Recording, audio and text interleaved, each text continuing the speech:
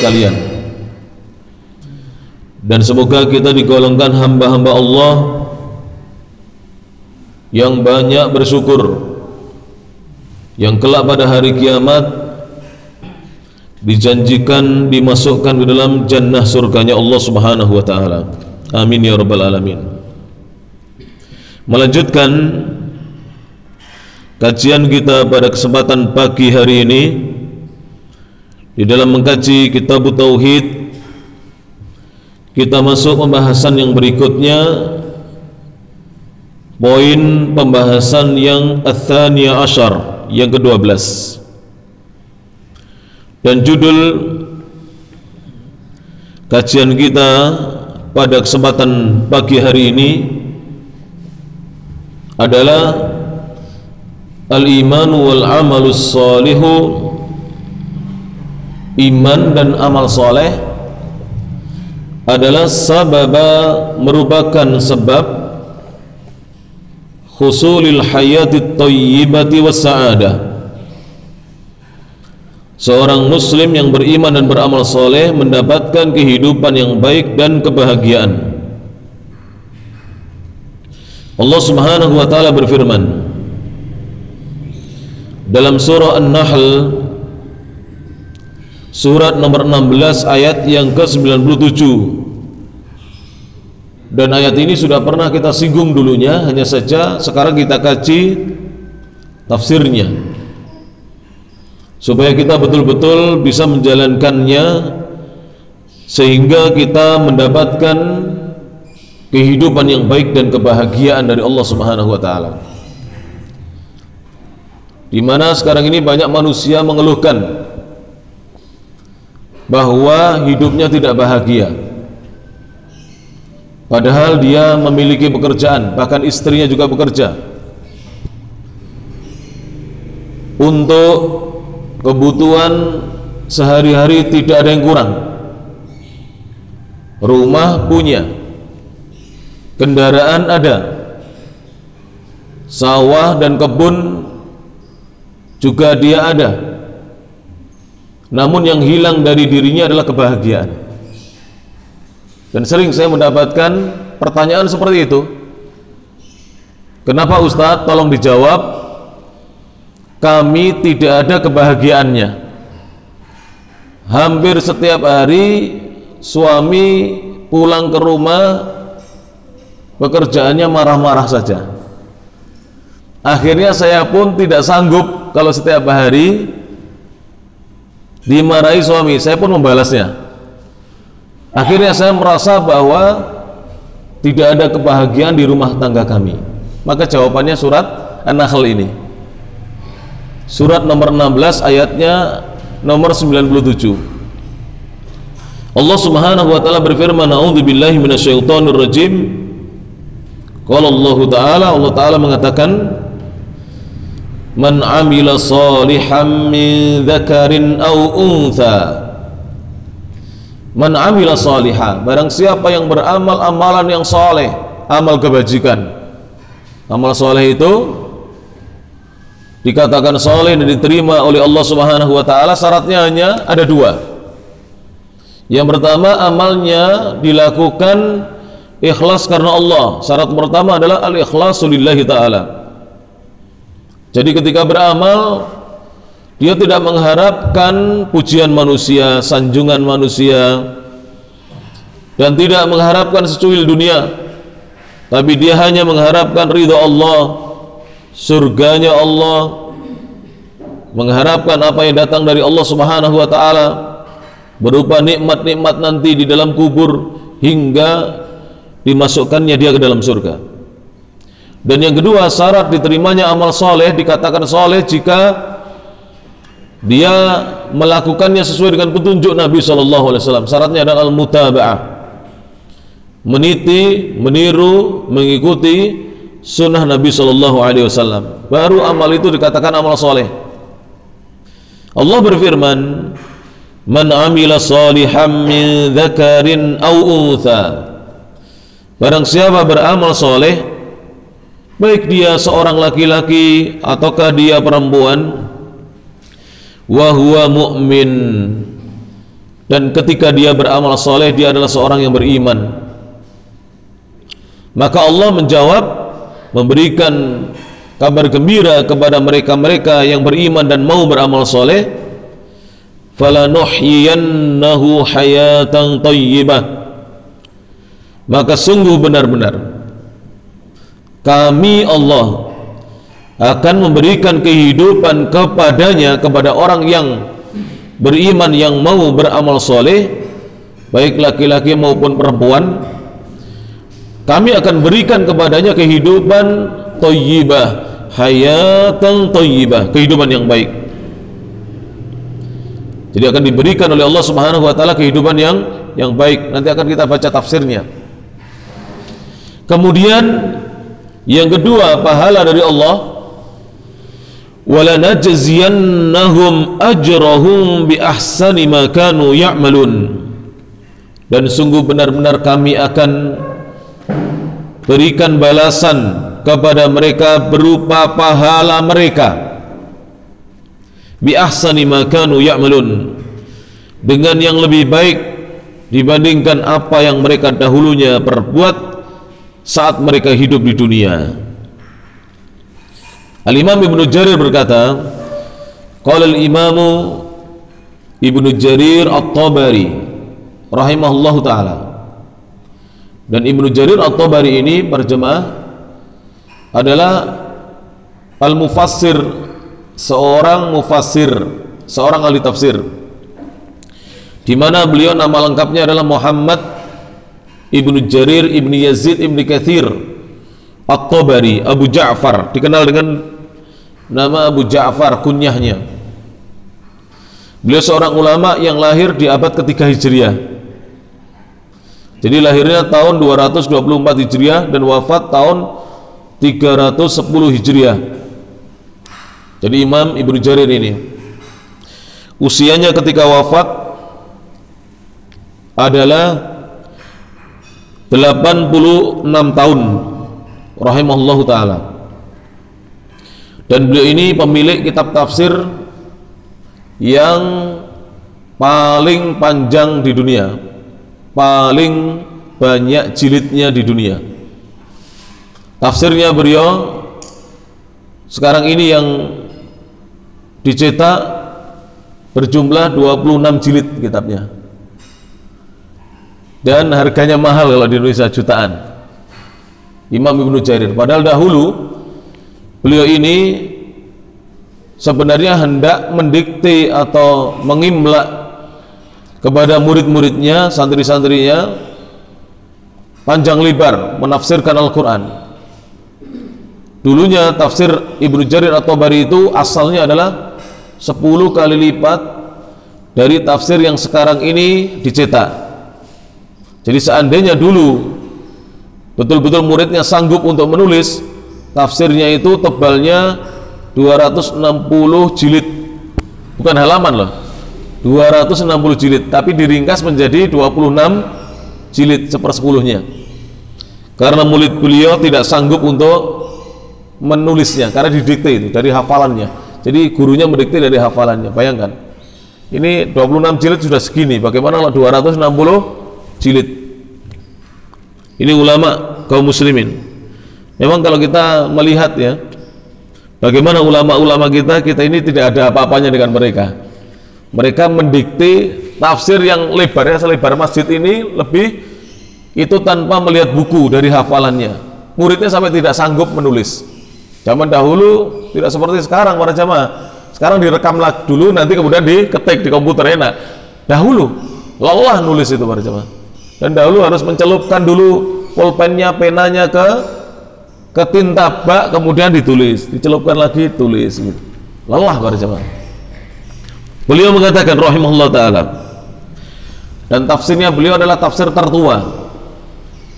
Kalau orang punya kitab tafsir ini akan tahu kedalaman ilmu Al-Imam Ibnu Jarir At-Tabari.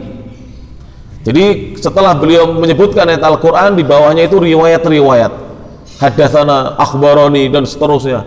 Jadi riwayat-riwayat hadis yang menjelaskan tentang ayat tersebut, sehingga beliau tidak menafsirkan dari akal beliau atau pemikiran beliau. Beliau mengatakan, yaqulu ta'ala dzikruhu, Allah yang maha tinggi penyebutannya berfirman dalam ayat tadi yang terjemahannya atau tafsirannya seperti ini, man amila bi ta'atillahi, barang siapa beramal mentaati Allah Ta'ala, beramal amal ketaatan kepada Allah Ta'ala. Ini makna man amila sholiha. Jadi amal soleh itu amal ketaatan. Wa awfa bi'uhudillahi, dan dia memenuhi janji-janjinya dia kepada Allah. Apa janji kita kepada Allah para jemaah? Inna salati wa nusuki wa mahyaya lillahi rabbil alamin la syarikalah. Idza ahada, ketika dia telah berjanji kepada Allah, min dzakarin aw untha, baik dia min dzakarin, baik dia seorang laki-laki, aw unthan, aw seorang perempuan, min bani adama, dari anak Adam, wa huwa mu'min, dan ketika dia beramal ketaatan dan memenuhi janji-janjinya kepada Allah, dia adalah seorang yang beriman. Yaqul, makna iman adalah wa huwa musaddiqun bi thawabillahi, dia membenarkan pahala-pahala yang dijanjikan oleh Allah. Alladzi wa'ada ahla ta'atihi, yang Allah menjanjikan kepada orang-orang yang taat kepadanya, ala ta'ati, atas ketaatan. Wa biwa'idi, dan dia juga membenarkan, mempercayai, mengimani ancaman Allah kepada ahli maksiatihi, mereka-mereka yang bermaksiat kepadanya, alal maksiyah, atas perbuatan maksiat. Maka orang yang beriman seperti ini, setelah dia beriman, dia beramal soleh, Allah janjikan kepadanya, falanuhyiyannahu hayatan thayyibah, maka kami akan berikan kepadanya penghidupan dengan kehidupan yang baik. Kata Ibnu Jarir At-Tabari rahimahullah, wakhtalafa ahlu ta'wili, ulama-ulama ahli tafsir berbeda pandangan, fil ladzi anallahu bil hayati thayyibah, tentang maksud yang dikehendaki Allah dengan kehidupan yang baik itu apa? Apa maksudnya? Allah memberikan kepada orang yang beriman, yang mau beramal soleh, diberi penghidupan yang baik itu apa? Allati wa'ada haula'il qauma, yang Allah menjanjikan kepada kaum tersebut, an yuhyiyahumuha, Allah menghidupkan mereka dengan kehidupan yang baik. Apa itu maksudnya? Qala ba'duhum, berkata sebagian ahli tafsir, ana, yang dikehendaki, yang dimaksudkan Allah, annahu yuhyihim fid dunya, sesungguhnya Allah akan memberikan kehidupan mereka kepada mereka di dunia, ma'asyu, selama mereka hidup, fiha, di dalam dunia, birrizqil halali, dengan rezeki yang halal. Sehingga kebahagiaan itu ada hubungannya dengan rezeki yang halal. Kalau seorang hartanya banyak, apa-apa dia punya, rumah ada, kendaraan juga punya, tapi kenapa tidak ada kebahagiaan di situ? Maka tolong dilihat rezekinya. Apakah harta yang selama ini dia dapatkan halal atau tidak? Jika tidak halal, tidak akan bisa mendatangkan kebahagiaan. Dan ini sudah dirasakan oleh banyak manusia. Semua punya, tapi tidak ada kebahagiaan di rumah tangganya. Kadang bapak dan ibunya itu saling benci dengan anaknya. Jadi anaknya membenci bapaknya, yang satu membela ibunya, satu membenci bapaknya. Yang satu membela bapaknya, satu membenci ibunya. Jadi di rumah tangga itu semua bertengkar. Bapak ibunya bertengkar, anaknya juga bertengkar, sesama anak juga rebutan harta bapaknya. Yang sana merasa sudah dibelikan motor, yang sini belum merasa dibelikan motor. Tidak ada kebahagiaan para jemaah. Kenapa? karena ada sedikit harta yang dia dapatkan atau mungkin banyak yang bukan berasal dari harta yang halal, rezeki yang halal. Maka ini menjadi nasihat bagi kita berjamaah rahmat Allah Subhanahu wa taala, agar kita betul-betul mencari harta dengan jalan yang diridhoi oleh Allah Subhanahu wa taala. Tidak mengapa sedikit kita dapatkan, yang penting kita mendapatkan ridho Allah Subhanahu wa taala. Sekarang para jamaah semua punya, tapi badannya tidak sehat. Gimana? Badannya tidak sehat, rumah tangganya tidak rukun, tidak harmonis, anak tidak berbakti kepada orang tua. Apa yang dia harapkan dari harta dunia yang dia miliki? Tidak ada manfaatnya. Naudzubillahi min dzalik. Dan ini bisa dirasakan loh.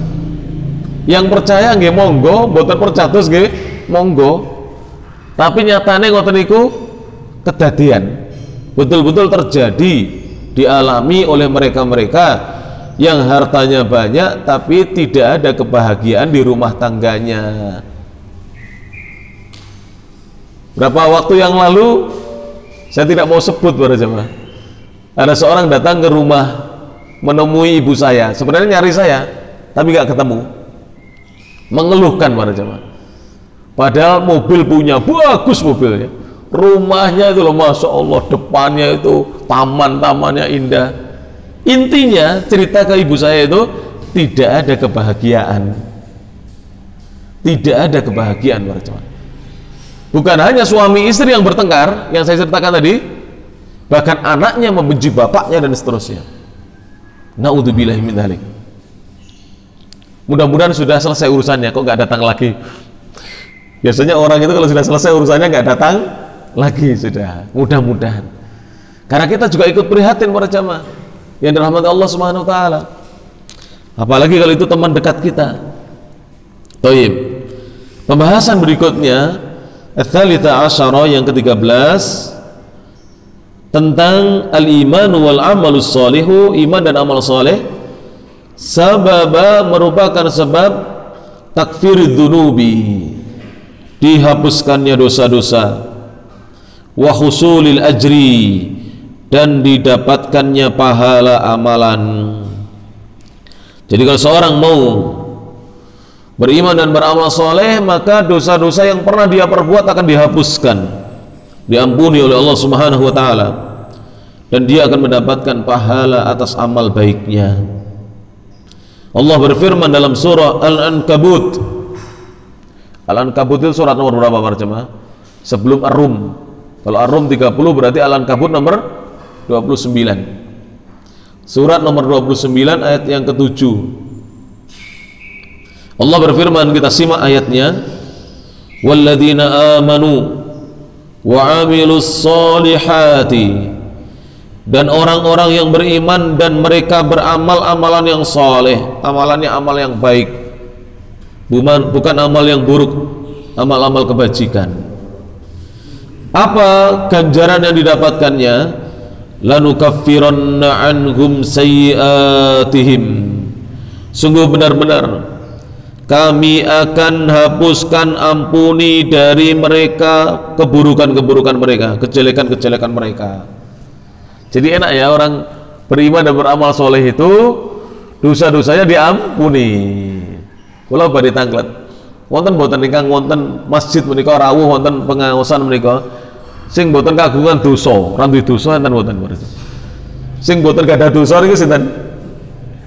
Nggih, malaikat Nabi Muhammad, para nabi sasampunipun tobat. Sebagian para nabi pernah berbuat dosa tapi sudah tobat kepada Allah Subhanahu wa taala. Lah kita ini loh, jelas-jelas manusia yang banyak berbuat salah. Para jamaah, kula matur sekedhik, wontenipun gempa bumi lindu, utawi basa Jawane napa? Lindu tuh. Banyaknya az-zalazil, bahasa Arabnya az-zalazil.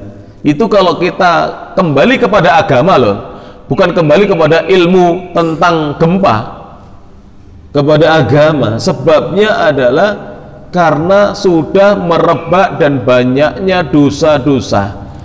Perbuatan dosa lebih banyak daripada perbuatan ketaatan yang diamalkan penduduk setempat yang terkena gempa. Jangan puas hadis-hadis Nabi.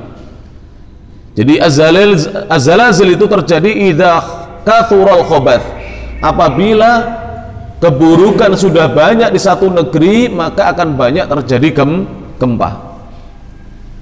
Makanya di zaman khalifah yang kedua, Amirul Mukminin Umar Ibn Khattab radhiyallahu ta'ala anhu, Umar memanggil ketika itu orang-orang yang masih berbuat maksiat. Kalau sampai nanti, waktu itu gempa kecil, bukan gempa yang merubuhkan bangunan, Pak. Gempanya kecil. Kalau nanti terjadi gempa lagi, maka kalian aku usir dari Madinah. Alhamdulillah sejak zaman Umar, ya, abad pertama Hijriah, Umar itu memimpin pada mulai tahun 13 Hijriah sampai tahun 23 Hijriah beliau meninggal dunia di usia 63 tahun. 23 Hijriah. Sekarang sudah tahun 1442 Hijriah. Di tahun 23 Hijriah. Sampai sekarang sudah 15 abad, 14 abad lebih, Madinah tidak pernah digoncang dengan gempa. Apakah di Madinah tidak ada maksiat? Ada. Tapi ketaatan lebih banyak daripada maksiatnya. Jadi yang diuji oleh Allah Ta'ala, diingatkan oleh Allah Ta'ala dengan berbagai macam musibah itu adalah negeri-negeri yang banyak berbuat maksiat. Syekh Shalih Fauzan, salah satu guru kami dari Saudi Arabia, Syekh Dr. Shalih bin Fauzan bin Abdillah Al-Fauzan hafizahullah Ta'ala mengatakan, siapa yang mengatakan bahwa bencana alam apapun bentuknya itu merupakan fenomena alam, maka merupakan fenomena alam dan bukan karena dosa-dosa manusia, maka itu adalah kesombongan. Kalau ada orang mengatakan bahwa bencana alam yang terjadi menimpa manusia ini karena fenomena alam, apa ya? Kalau kok bingung fenomena ini apa ya? Gejala alam lah pokoknya alam, tidak ada hubungannya dengan dosa-dosa, maka itu adalah bentuk kesombongan. Kenapa sombong para jamaah? Lawang Nabi loh yang bersabda, yang ngendikan, kullu bani adama khatta'un, kullu bani adama khata'. Semua anak Adam itu banyak berbuat salah. Siapa yang mengatakan? Nabi. Jadi kita ini banyak berbuat salah, Pak. Hanya saja kita tidak saling mengetahui kesalahan kita. Panjenengan mboten pirsa napa dosa kula sing kula lampahi, kula nggih mboten semerap napa dosane panjenengan, sehingga kita kelihatan baik, Pak. Sampai celuk ustaz, celuk kiai, soalnya ketok api itu orang ketok salah. Umpami ketok salah panjenengan ora gelem nyeluk, padha akeh salah ya nggih. Manusia itu begitu. Tapi Nabi memberi kabar gembira kepada kita, wa khairul khatta'ina at-tawwabun, sebaik-baik dari mereka-mereka yang banyak berbuat salah adalah yang mau taubat kembali kepada Allah. Nah, bedanya orang soleh dengan orang yang tidak soleh, orang yang alim berilmu dengan orang yang tidak berilmu. Kalau yang alim setiap kali terlanjur berbuat salah segera taubat. Tapi yang tidak berilmu bukan bertobat, justru malah diingatkan untuk tobat malah ngamuk marah-marah. Loh, wonten, Pak.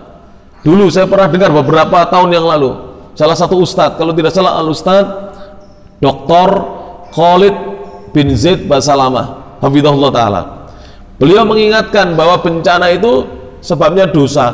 Beliau dielak-elak, diejek-ejek, diolok-olok katanya. Orang lagi sedih kok, suruh tobat, suruh ingat dosa. Loh, justru ini kesempatan untuk kita ingat Allah, diuji oleh Allah. Lah kalau sudah diuji tetap nggak ingat Allah, ini kan musibah para jemaah. Musibah di atas apa? Musibah. Harusnya ingat Allah, segera kembali kepada Allah. Yang dulu tidak sholat, kemudian menegakkan sholat, menjaga sholatnya. Yang dulu tidak mau hadir di majelis-majelis ilmu, kemudian rajin mencari ilmu. Yang dulu tidak berbakti kepada orang tuanya, berbakti kepada orang tuanya. Yang dulu banyak berbuat maksiat, mabuk, judi, meninggalkan perbuatan maksiatnya. Harusnya diingatkan demikian para jemaah. Tapi memang kalau panjenengan baca sejarah ya, nabi-nabi ketika mengingatkan perbuatan maksiat itu diterima atau ditolak, Pak? Ditolak pun ngoten mawon. Berarti kita kalau ditolak ketika mengingatkan orang yang berbuat maksiat, yo jangan marah, karena sudah ada contoh dari para nabi.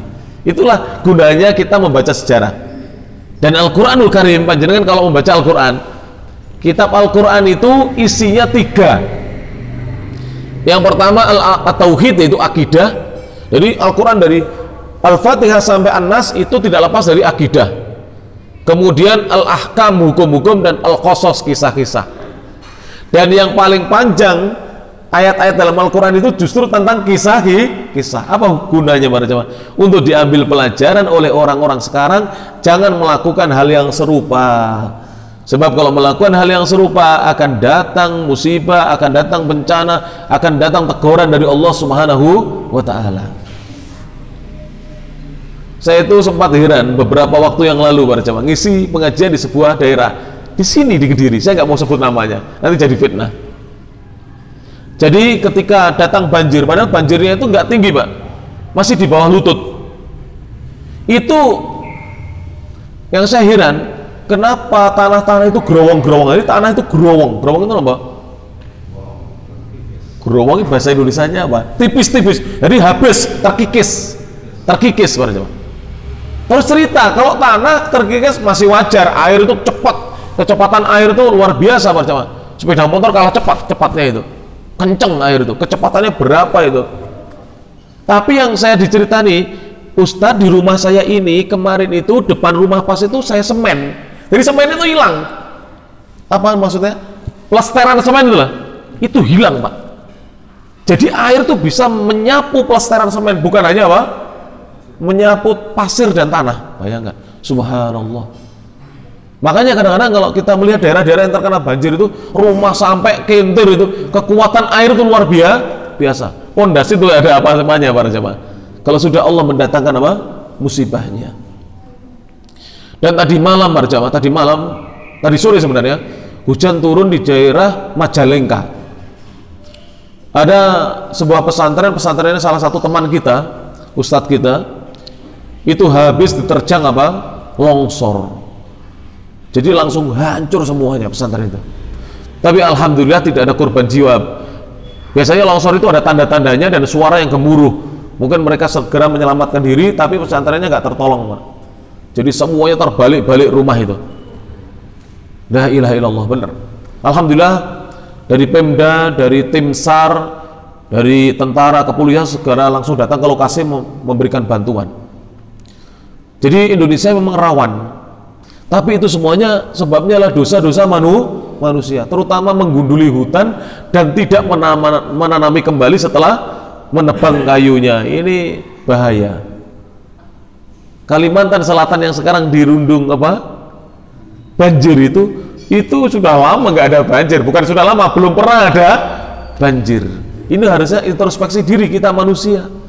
Jadi kalau ada yang mengingatkan seperti ini, jangan marah, harusnya bersyukur. Kita introspeksi diri. Daerah-daerah yang dulu tidak banjir, Malang itu dulu nggak banjir, karena mbah saya asalnya dari Malang, kita tahu ceritanya Malang. Sekarang banjir kenapa? Karena resapan-resapan air semuanya didirikan bangunan. Bahaya loh, resapan-resapan air semuanya diploster, dibangun. Akhirnya air hujan meresapnya kemana? Ya tidak ada. Akhirnya menggenang. Kalau bertumpuk sekian kubik, bahkan ratusan kubik atau ribuan kubik air hujan, akhirnya jadilah banjir. Naudzubillahi min dzalik. Itu semuanya adalah nasihat bagi kaum muslimin agar menjaga imannya, beramal soleh, menjauhi perbuatan maksiat. Tidak kurang-kurang sebenarnya ya, pemerintah kita menganjurkan agar jangan membuang sampah sembarangan. Itu juga penting para jemaah. Jakarta dulu sering banjir sebelum dikeruk sampah-sampah itu. Lah bagaimana lah wong ibu-ibu kadang-kadang menurut saya ini ibu-ibu, karena bapak-bapak jarang buang sampah. Yang biasanya buang sampah itu ibu-ibu, bapak-bapak jarang nyapu, nggak tahu nyapu bapak-bapak ini ya. Sampah itu dibuang di mana? Di selokan. Dan ini terjadi di desa kami para jemaah. Saya nggak mau nyebutkan ya nama desanya, pokoknya desa kami. Itu kemarin kita kerja bakti, bapak-bapak cerita, niki Pak, niki mampet sebabnya dibuangi sampah. Lho milo toh nggih. Lho mbok mboten dilaporne RT kali RW, sampun kita tetep gablek sampah dibuang tenggot. Akhirnya air itu meluap semua sampai ke rumah-rumah. Akhirnya diajarkan kerja bakti dikeruk got-gotnya itu. Lho sampah kok dibuang di got. Kulo kadang-kadang nggih, terus pundi ngoten lho, kok gak mikir ngono lho. Harusnya kan mikir, got itu bukan tempat untuk membuang apa? Sampah. Ini dosa berjamaah, dosa menyebabkan musibah, datang musibah. Akhirnya sekarang ini di kota-kota kalau hujan banjir, pada dulu nggak pernah banjir. Karena gotnya tempat sampah. Harusnya itu kan untuk aliran air. Pemerintah membangun itu untuk apa? Aliran air. Ya kita sendiri yang berbuat maksiat kepada Allah Subhanahu wa taala, membuang sampah tidak pada tempatnya. Allah berfirman, "Wala najziyannahum ahsanal ladzi kanu ya'malun."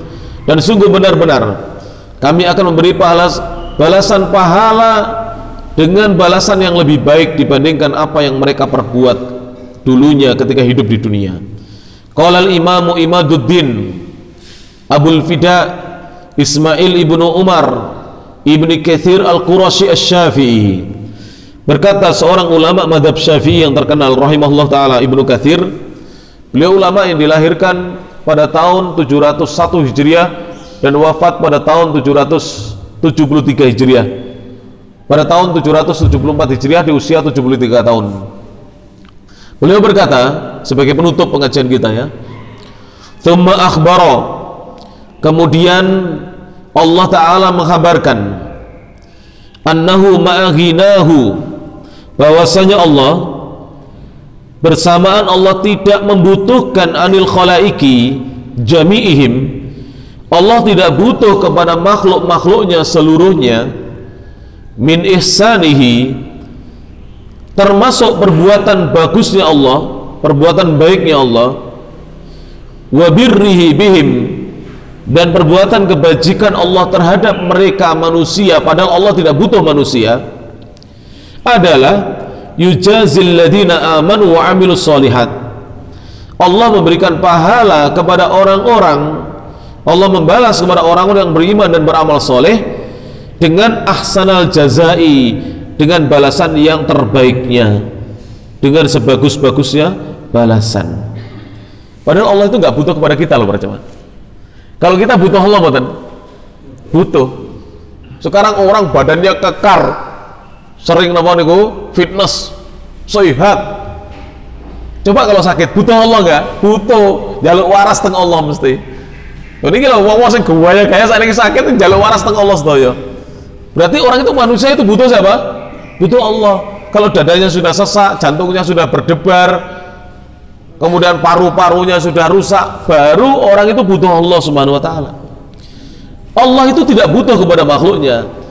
Tapi diantara yang termasuk perbuatan baiknya Allah, Allah itu memberi balasan kepada orang-orang yang beriman dan beramal soleh dengan sebaik-baik balasan. Apa itu? Wa huwa annahu yukaffiru anhum, bahwasanya Allah menghapuskan, mengampuni dari mereka aswalladzi amilu, perbuatan buruk yang mereka telah perbuat diampuni. Jadi para jamaah, seandainya nggih nun sewu dosane awake dhewe ora diampuni Allah, mboten dipun sepunten Allah, tidak diampuni oleh Allah. Itu musibah itu bukan datang sekali setahun, Pak. Tiap hari datang gitu. Karena tidak diampuni. Lho nggih. Banjir bukan hanya datang 20 tahun sekali atau 10 tahun sekali. Bisa tiap hari banjir selama hujan ini. Tapi Allah itu Maha sayang kepada hambanya. Padahal sholatnya dereng bagus loh. Belum tentu loh setelah datang musibah itu terus kemudian mereka sholat. Masih banyak yang belum sholat. Bahkan para jamaah, kemarin relawan dari para ustadz dan pesantren itu ngajari orang wudu, ngajari orang tayamum, ngajari orang sholat. Berarti kan selama ini nggak pernah sholat. Tapi KTP ini Islam. Loh niku nyata itu. Diajari oleh relawan-relawan itu, diajari sholat, diajari wudu, diajari tayamum. Kalau ada bencana bagaimana ibadahnya, diajari. Allah Maha sayang kepada hambanya, diampuni dosa-dosanya. Wa yajzihim ajrahum, dan Allah memberi balasan kepada mereka berupa pahala mereka bi ahsani ma kanu ya'malun, dengan lebih baik daripada yang mereka dahulu berbuat. Fayaqbalul qalila minal hasanati, maka Allah menerima perbuatan yang baik itu sekalipun qalil itu sedikit. Jadi kita berbuat baik ya, panjenengan sedekah nyemplungi kota infak, kita masukkan uang di kota infak cuman 2.000, itu Allah balas kebaikan itu, diterima oleh Allah. Wa yuthibu 'alaiha, Allah memberikan pahala atas kebaikan-kebaikan walaupun sedikit. Al-wahidu bi asyri amthaliha, satu kebaikan dibalas 10 kali lipat kebaikan. Ila sab'i mi'ati dhi'fin, sampai 700 kali lipat.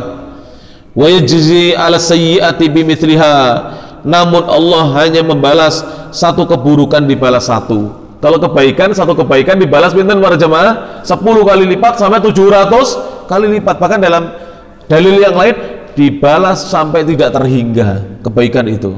Apa contohnya? Sabar. Sabar itu balasannya tanpa batas. Sabar itu balasannya tanpa batas. Ada amalan-amalan yang balasannya tidak dihitung. Au ya'fuwa, atau Allah mengampuni. Wa yasfahu, dan Allah memaafkan. Kama qala ta'ala, sebagaimana firman Allah Ta'ala dalam surah An-Nisa surat keempat ayat 40, innallaha la yadlimu mithqala dzarratin wa in taku hasanatan yudha'ifha wa yu'ti min ladunhu ajran 'azima. Innallaha, sesungguhnya Allah, la yadlimu mithqala dzarrah, Allah itu tidak akan mendolimi hambanya walaupun seberat biji dzarrah. Dzarrah itu bisa diartikan biji sawi, bisa diartikan semut kecil. Walaupun seberat semut kecil, semut yang paling kecil, beratnya berapa? Allah tidak akan mendolimi hambanya. Wa in taku hasanah, jika perbuatan itu adalah perbuatan baik, yudha'ifha, Allah melipat gandakan pahala baiknya. Wa yu'ti min ladunhu, dan Allah akan datangkan dari sisinya ajran 'azima, balasan pahala yang sangat besar di sisi Allah Subhanahu wa taala. Ini yang bisa disampaikan para jamaah dalam kajian singkat ini, di kajian subuh Ahad keempat di Masjid Haji Dahlan ini. Mudah-mudahan bermanfaat. Mari para jamaah perbanyak taubat. Orang yang beriman itu selain istighfar ba'da sholat 3 kali, astagfirullah, astagfirullah, astagfirullah, dia minimal sehari semalam itu 70 hingga 100 kali mengucapkan astagfirullah wa atubu ilaih, astagfirullah wa atubu ilaih, di pasar, di toko, di kantor, di rumah. Monggo para jamaah, di mana saja kita berbanyak. Loh, tidak mustahil. Kauman atau banjir, loh jangan begitu. Banyak daerah-daerah kulo niku diceritani piyambak kali kanca-kanca. Ustaz, di sini itu mungkin saya sudah hidup di sini sekitar 20 tahun, nggak ada itu banjir sebelumnya. Sekarang loh kok 2 meter loh. Sebelumnya nggak pernah banjir. Pare ini termasuk daerah yang aman, alhamdulillah. Tapi jangan kita merasa aman dari adab Allah. Harus kita terus minta tolong kepada Allah. Ya Allah jagalah, ya Allah jagalah. Karena tidak mustahil para jamaah. Loh, Malang niku dhuwur napa ndek? Lah nggih, lah kok banjir? Lah kan aneh tuh. Kan aneh para jamaah. Kemarin tuh daerah Sawu Jajar, Sulfat dan seterusnya loh. Kan aneh, kita ini kayak mboten masuk akal gitu loh. Tapi Allah itu maha berkuasa. Bahkan daerah-daerah yang tidak terkenal rawan gempa, loh terjadi gempa, orang rawan gempa loh. Kalau rawan gempa seperti Jepang dan seterusnya itu ya wajar. Yang tidak dikenal sebagai daerah rawan gempa, terjadi gempa dan seterusnya para jemaah. Mudah-mudahan Allah menjaga negeri kita Indonesia dan seluruh negeri-negeri kaum muslimin. Mudah-mudahan Allah segera melepaskan musibah ini, memberi pahala yang besar bagi mereka-mereka yang bersabar karena diuji oleh Allah Subhanahu wa taala. Semoga Allah menjaga negeri kita, khususnya daerah kita hari ini dari segala macam mara bahaya dan bencana. Hanya Allah yang mampu menjaganya, para jemaah rahmati Allah taala. Dan semoga dengan kita selalu menjaga ibadah ini adalah wasilah untuk kita mendapatkan ridho dan penjagaan dari Allah Subhanahu wa taala. Kurang lebihnya mohon maaf. Akhirul kalam, subhanakallahumma wa bihamdik, asyhadu an la ilaha illa anta, astaghfiruka wa atubu ilaik. Wa akhiru da'wana anil hamdulillahi rabbil alamin. Assalamualaikum warahmatullahi wabarakatuh.